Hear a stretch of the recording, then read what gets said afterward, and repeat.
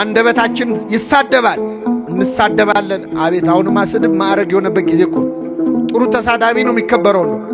ስለዚህ እንሳደባለን፣ እንዋሻለን፣ እናማለን። ሐሜት አያድርግብኝ እንጂ ብለን እናማለን። አንዳንድ ሰው እጁን ታጥቦ የሚሰራው ኃጢአት አለ። እኔ ለማማት ብዬ አይደለም ብሎ ያማል። ይህም ኃጢአት ነው። በአንደበታችን ብዙ ኃጢአት በቀን ውስጥ እንሰራለን። ከቃል ብዛት ኃጢአት ሳይኖር አይቀርም ይላል መጽሐፍ። ብዙ በተናገርን ቁጥር ብዙ ኃጢአት እንሰራለን። ለዚህ ነው ሰው ለመናገር የዘገየ ዝም ለማለት ግን የፈጠነ ይሁን የተባለ፣ ለመስማት የፈጠነ ይሁን። ስለዚህ ብዙ በአንደበታችን ኃጢአት እንሰራለን። ሶስተኛው በሐሳባችን ነው። በግብር ባንሰራ፣ በአንደበታችን ባንሰራ፣ በሐሳባችን በቀን ውስጥ ብዙ ኃጢአት እንሰራለን። እንደውም ለመናገር የምናፍረውን፣ ለመፈጸም የማንደፍረውን በአንደበታችን ግን በሐሳባችን ግን የምናወጣው የምናወርደው ብዙ አይነት ኃጢአት አለ። ይህንን ኃጢአት በድያለሁ፣ አስቀይሜዋለሁ እግዚአብሔርን ብለን ስንጸጸት እውነተኛ ንስሐ ይባላል። ይህን ንስሐ እግዚአብሔር ለሁላችን ያድለን። ከተጸጸትን በኋላ ደግሞ ኃጢአታችንን እንድንናዘዝ ይፈልጋል። ንስሐ መጸጸት ነው። ግን ጸጸት በምንድን ነው የሚገለጸው? እግዚአብሔር ኃጢአታችንን እንድንናገር ይፈልጋል። እስቲ የመጀመሪያዎቹን በደለኞች ላስታውሳችሁ። የፈረደባቸው አዳምና ሔዋን። ያው የነሱ ስለተጻፈ ነው እንጂ እኛ ከነሱ የተሻለ ኃጢአት በብዛትም በጥራትም ሰርተናል። ግን ያው መጽሐፍ ቅዱስ ላይ ያለው የነሱ ነው። አዳምና ሔዋን ምንድን ነው የሰሩት?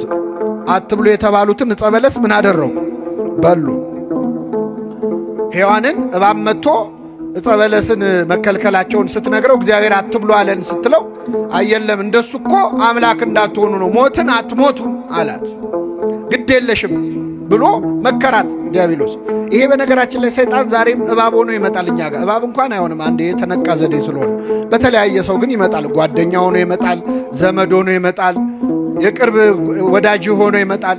ብዙ ወጣቶች ሕይወታቸው የሚበላሸው እንደዚህ አይደል እንዴ? ይህን ብትቀምሰው አትሞትም እየተባሉ አይደል እንዴ መጠጥ የጀመሩት? አደንዛዥ ዕፅ የጀመሩት። እስከ ዛሬ ቀምሰው አታቅም፣ ቀምሰሽው አታቂም፣ ሄደሽ አታቂም፣ እንዲህ አይነት ቦታ ይሄን አይተኸው አታቅም። ኧረ አትሞትም እኮ ምንድን ነው የሚያስፈራ? አንዴ ሞክረው ግድ የለህም አይዞ። ሰይጣን እባብ መሆን ትቶ ጓደኛ መሆን ጀምሮ።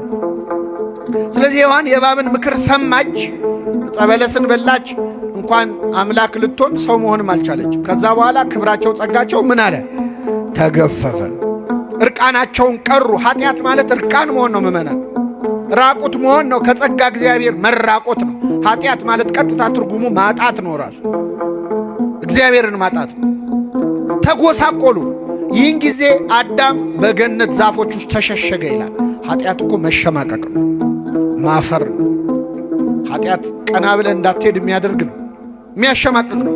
ስለዚህ በገነት ዛፎች መካከል ተሸሸገ። ቅጠል አምጥቶ ፊቱ እርቃኑን ለማልበስ ሞከረ። ኃጢአታችንን ለመደበቅ የምናደርገው ጥረት ማለት ነው። ይህን ጊዜ እግዚአብሔር በገነት መሃል አዳምን ሊፈልገው ወጣ ይላል። አዳም አዳም ሆይ ወዴት ነህ አለው ይላል። አዳም አዳም ሆይ ወዴት ነህ? ስማችሁን ቀይራችሁ ይህን ጥሪ ለራሳችሁ አዳምጡት። አንድ ጊዜ መጽሐፍ ቅዱስ ላይ ስማችን ተቀይሮ ነው እንጂ ሁላችንም ስማችን አለ፣ ታሪካችን አለ። እገሌ እገሌ ሆይ ወዴት ነህ የሚለው አዳምን አይደለም። መጽሐፍ ቅዱስ ላይ የተጻፈው አዳም ከሞተ ከስንት ዓመት በኋላ ነው ሙሴ ኦሪት ዘፍጥረትን የጻፈው። ለአዳም አይደለም ለእኛ ነው። የት ነው ያለው ይላል እያንዳንዳችንን እግዚአብሔር ማለት ያለንበት ጠፍቶት አይደለም። ምን እየሰራ ነው? ወድቀሃል፣ ተነስተሃል፣ ጽድቅ እየሰራ ነው፣ ምንድን ነው እያለን አዳም አዳም ሆይ ወዴት ነህ አለው። እግዚአብሔር አዳም ያለበትን ቦታ ያውቃል አያውቅም? ያውቃል። ይህን ጊዜ አዳም ራቁቴን ስለሆንኩኝ ፈራው ተሸሸኩም ማለት። ከኔ ጋር ናችሁ ምእመናን? እግዚአብሔር ከሁላችን ጋር ይሁን። ራቁቴን ስለሆንኩኝ ምን አልኩ? ፈራው ተሸሸኩም ማለት። አሁን አዳም ኃጢአቱን ተናገረ አልተናገረ? መልሱልኝ። አልተናገረም። የአዳም ኃጢአት ራቁቱን መሆን ነው እንዴ? ምን ማድረግ ነው? ዕፀ በለስን መብላት ነው። ኃጢአቱን ትቶ ኃጢአቱ ያመጣውን ችግር ነው ያወራው። ራቁቴን ስለሆንኩኝ ፈራው አለ።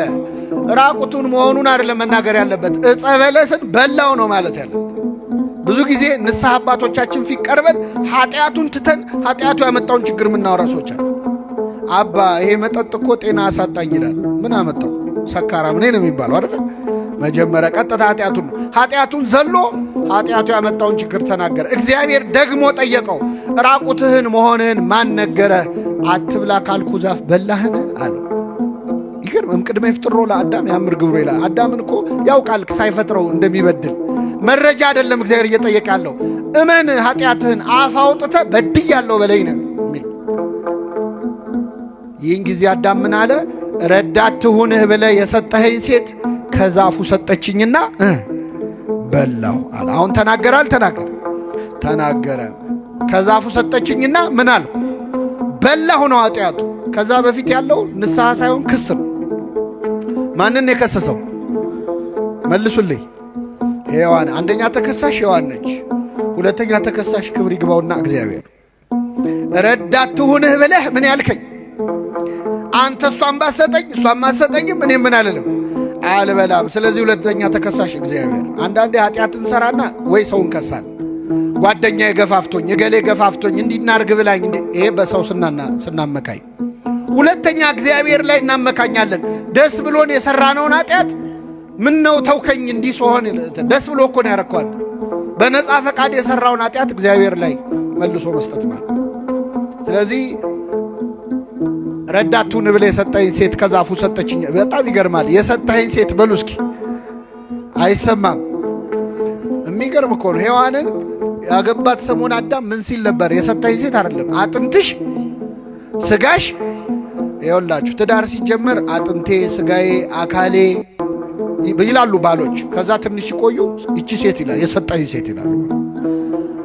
ሲቀዘቅዝ ማለት ነው ፍቅር። መጀመሪያ ግን አካሌ ነው አጥንቴ ነኝ። አጥንቴ ሰጠችኝና በላሁ አላለም።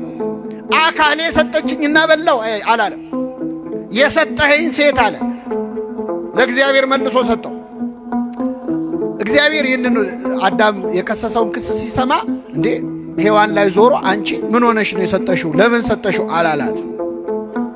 ያደረግሽው ምንድነው አላት። እስኪ በሉ ያደረግሽው የአዳምን ወሬ ይዞ ሔዋን ላይ የሚጮህ አምላክ አይደለም እግዚአብሔር። ከሰው ወሬ ሰምቶ ሌላው ሰው ላይ የሚጮህ አምላክ አይደለም። የሱን ሰማ ጥሩ አለና ወደ አዳም ዞረ፣ ወደ ሔዋን ዞረ።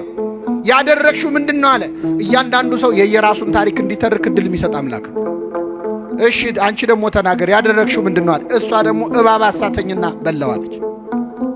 እኛ ሰይጣን አሳሳተኝ እንደምንለው ያም ሆነ ግን እግዚአብሔርን ሁሉ ጥያቄ የሚጠይቀው ለምንድነው ካላችሁ ኃጢአታችንን እንድንናዘዝ እንድናምን ማን ይፈልጋል? እግዚአብሔር። ቃየንም ወንድሙን አቤልን ገደለ። እግዚአብሔር ተገልጦ ምን አለ? ወንድም አቤል ወዴት ነው አለ። ያውቃል እኮ እንደገደለው። እግዚአብሔር መረጃ አይደለም የሚፈልገው፣ እንዲያምንለት ይፈልጋል። ወንድም አቤል ወዴት ነው አለ። የወንድሜ ጠባቂው እኔ ነኝ አለ። እግዚአብሔር ኃጢአታችንን የምንናዘዝበት የምናምንበትም ብርታት ለሁላችን ያድለ። ይህን ካልን ምእመናን ኦርቶዶክሳውያን ምእመናን ኃጢአታችንን ንስሐ ለመግባት ለመጸጸት፣ መቼስ ማንም ሰው ኃጢአት ሰርቶ ደስ ሊለው አይችልም። መሸማቀቁ አይቀርም። ቅጠሉስ መደበቁ አይቀርም። ቀና ብሎ ለመሄድ ማፈሩ አይቀርም። አሁን እግዚአብሔር ቸርነቱ ነው እንጂ ኃጢአታችንን ቢገልጠው ማን ከቤቱ ይወጣል? ኃጢአት ቢሸት ኖሮ እስቲ ምእመናን ቢሸት ከቤቱ የሚወጣ ሰው ወይ ግንባራችን ላይ ቢጻፍ አንድ ሰው ከቤቱ አይወጣም። ደብቆ ሸሽጎ እግዚአብሔር በቸርነቱ ነው ያቆመን። ኃጢአትን ብትጠባበቅ አቤቱ ማን ይቆማል እንዳለ። ኃጢአታችን ካሸማቀቀን ግን ማድረግ ያለብን ተስፋ መቁረጥ አይደለም። ማድረግ ያለብን ማዘን አይደለም። ራስን መጥላት አይደለም። ያንን ኃጢአት ተበቀሉት። በምን? በንስሐ። ኃጢአታችንን ብንናዘዝ ሊያነጻን የታመነ ነው ነው የሚለው። የነነዌ ሰዎች ሳይሰበኩ ንስሐ ከገቡ እናንተ እንዲየተነገራችሁ ለምን አትወስኑ? ሄደና ኃጢአቱን ተበቀለ። የነነዌ ሕዝብ ሁሉ ወድቆ ተነስቶ ይቅር በለኝ ብሎ ኃጢአታችንን በመናዘዝ ነው የምንበቀል። እግዚአብሔር እንድንጸጸት ይፈልጋል አንደኛ፣ ሁለተኛ እንድንናዘዝ ይፈልጋል፣ እንድንናገረው ይፈልጋል። ለማን ነው የምንናገረው? አሁን ብዙ ጊዜ ኦርቶዶክሳዊት ቤተክርስቲያናችን ኃጢአታችንን እንድንናዘዝ የምታዘል ለማን ነው? አይሰማም። ለንስሐ አባቶቻችን እና አንዳንድ ሰው በቀጥታ ለእግዚአብሔር ብነግረው ኃጢአቴን ይቅር አይለኝም ወይ? ለምንድን ነው ለካህን የምንናገረው የሚሉ ሰዎች አሉ። በጣም ይገርማቸዋል። እንደው ልብ ቢኖረን ኖሮ ማለት የነበረብን አረ ለእግዚአብሔር ከሚሆን ለሰው ይደረግልን ነበር። ከሰውና ከእግዚአብሔር የሚያስፈራው ማን ነው? ማንም ያስፈራው ጀብዱ የሰራን ይመስል ማለት ነው። በቀጥታ በነገረው ውስጥ ምን ደና ነገር ያረክ መሰለ። በጣም ይገርማል። እስራኤላውያን ምን አረጉ መሰላችሁ? ሙሴ 570 ጊዜ እግዚአብሔርን አናግሮ እየመጣ ያናግራቸዋል። ከዛ እስከ መቼ ባስተርጓሚ ያሉ አመጹ። ከዚህ በኋላ በአንተ በኩል እንዲያናግረን አንፈልግም፣ እግዚአብሔርን ራሱ ወርዶ ያናግረናል። ሙሴ ትሁት አይደል? እሺ ይሁን በቃ ብሎ ጸለየ ወደ እግዚአብሔር። ጌታ ሆይ እናናግረው ብለዋል አለ ነው። በጣም ጥሩ። 3 ቀን ራሳቸውን ይቀድሱ፣ ሰውነታቸውን ከኃጢአት ይከልክሉ፣ ወደ ተራራው ስር ይምጡ፣ እኔ ያናግራቸዋለሁ። እሺ አሉ። እስራኤላውያን ታጠቡ፣ ታጠኑ፣ ከኃጢአት ተከለከሉ። ማንን ሊያናግሩ? እግዚአብሔር መጣ ወደ ሲና ተራራ ላይ። እግዚአብሔር ወደ ተራራው ሲመጣ ተራራው ነደደ። ምእመናን ነደደ። የሲና ድንጋዮች በነገራችን ላይ አሁንም ድረስ ከሰል ናቸው። የሲና ተራራ ድንጋዩ ከሰል። እግዚአብሔር በእሳት በጭጋግ በደመና ወረደ እና ተራራው መንቀጥቀጥ ጀመረ። ሕዝቡ ፈሩና ወደ ሙሴ ዞረው ሙሴ ሙሴ ሆይ ከዛሬ ጀምሮ አንተ አናግረን እንጂ ማን ያናግረናል? እግዚአብሔር ያናግረን። እኛ ግን ኃጢአት ሰርተን እኔ በቀጥታ ብነግረውስ ምን አይነት ድፍረት! ለምን መሰላችሁ እንደዚህ የምንዳፈረው? እግዚአብሔር ስለማይታይ የማያይ ይመስለናል። እስመ አይነ ሰብ ያፈርሆሙ ይላል። የሰው አይን ይፈራሉ፣ የእግዚአብሔር አይን ግን ከሺህ ፀሐዮች በላይ እንደሚያበራ ያውቁ። እኛ ኃጢአት ስንሰራ እንዳያየን የምንፈራው ሰውን ነው። ግን ማን ያያል? ጨለማ ውስጥ ብትደበቅ ጨለማ በሱ ዘንድ አይጨልምም። ከሰማይ ከምድር ከብርሃን ከጨለማ መደበቅ አይቻልም። እግዚአብሔር በሁሉ ውስጥ አለ እና ኃጢአት ስንሰራ ያላሰብነውን እግዚአብሔር ንስሐ ሲሆን ነው ወይ የምንጠይቀው? ለሱ በቀጥታ ልንገረው። ባጭሩ ግን ምእመናን በኦርቶዶክሳዊት ቤተክርስቲያናችን ትምህርት መጽሐፍ ቅዱስን መሰረት አድርጋ ንስሐ የምንገባው የምንናዘዘው 3 ጊዜ ነው። ስንት ጊዜ? 3 ጊዜ ነው። አንደኛ ለራሳችን።